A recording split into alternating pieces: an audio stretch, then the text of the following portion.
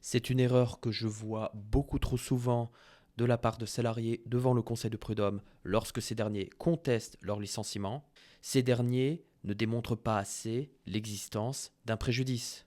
Quand vous contestez votre licenciement devant le conseil de prud'homme, la première étape, c'est de dire que le licenciement est abusif, et ça, c'est une bonne chose, mais il ne faut pas oublier la deuxième étape, il faut démontrer tous les dégâts que le licenciement abusif a causés à votre vie.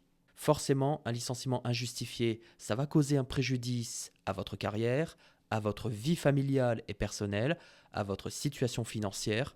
Tout cela, vous devez le prouver devant le conseil de prud'homme. Car devant le conseil de prud'homme, vous demandez des dommages et intérêts et le montant que vous demandez, il doit être justifié.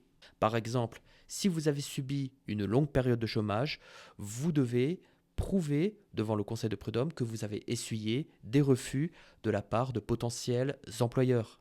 Si vous ne faites pas cet effort de démontrer l'existence d'un préjudice dans votre perte d'emploi, même si vous gagnez votre dossier concernant le licenciement, malheureusement, en ce qui concerne le montant des dommages et intérêts, le conseil de prud'homme risque de vous accorder le minimum du minimum. En clair, vous risquez surtout de gagner à moitié si vous gagnez votre dossier, ce qui est fort dommage.